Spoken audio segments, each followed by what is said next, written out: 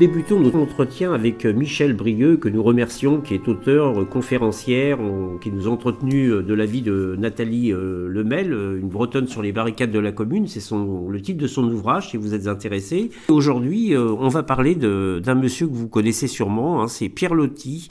Elle vient de faire paraître un livre aux éditions Cité des livres à Dinard. Là aussi, vous pouvez le demander chez votre libraire favori.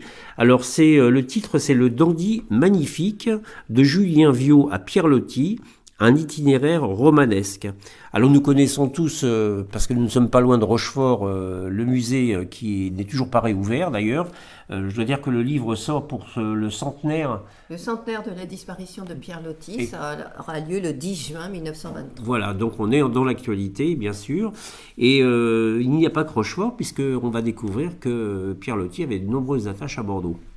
Alors, Pierre Loti est né à Rochefort, c'est sa première ville en quelque sorte, ville qu'il n'a eu de cesse de vouloir fuir, étouffé par l'amour possessif de sa mère et de cet environnement matriarcal en fait.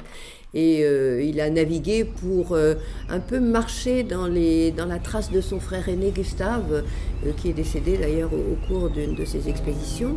Et Pierre Loti va se promener de territoire en territoire, va aussi exprimer sa personnalité à travers ces territoires, dont il nourrira sa maison à Rochefort. Et il a évidemment des attaches à Bordeaux, puisqu'il a épousé Blanche Franc de Ferrières, qui vivait à Bordeaux. Ils se sont mariés au temple protestants des Chartrons, et il a vécu entre Paris, Rochefort, mais aussi le Pays Basque, dont il a laissé une empreinte particulièrement forte à Hendaye, et dans son roman, évidemment, Ramuncho, qui relate une partie de son histoire là-bas au Pays Basque.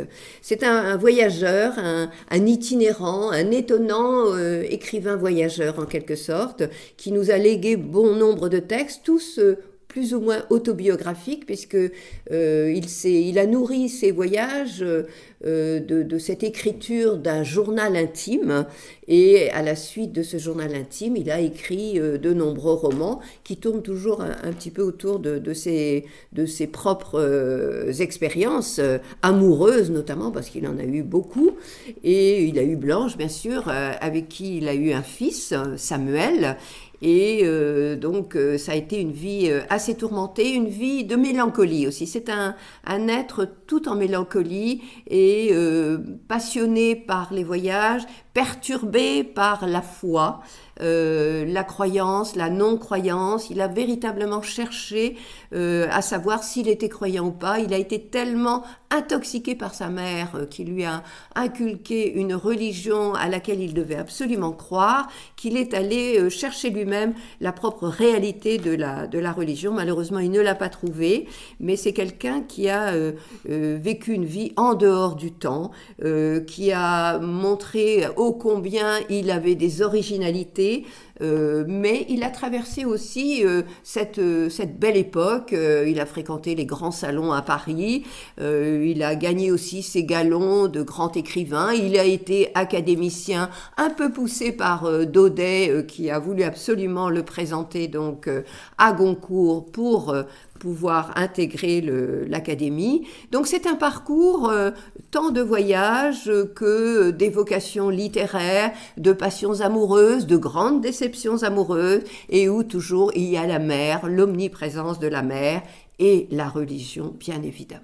Eh bien, merci beaucoup. J'écoutais avec beaucoup d'attention une description très rapide. Rappelons que Michèle Brieux est donc auteure conférencière et qu'elle a donc écrit ce livre à l'occasion du centenaire de sa disparition en 1923. Oui, ça passe vite. Et donc, ce livre sur Pierre Loti est édité à la Cité des livres à Dinard. Ça s'appelle Pierre Loti, le dandy magnifique, de Julien Viau à Pierre Loti, un itinéraire romanesque. Eh bien, cette description nous donne l'envie d'acheter ce livre. C'est très romanesque. Oui, c'est très romanesque. Il a eu une vie romanesque, une vie cinématographique. Eh bien, merci beaucoup. Donc, Michèle Brieux qui nous a donné cette information et l'envie de lire ce livre, donc Pierre Loti, le dandy magnifique.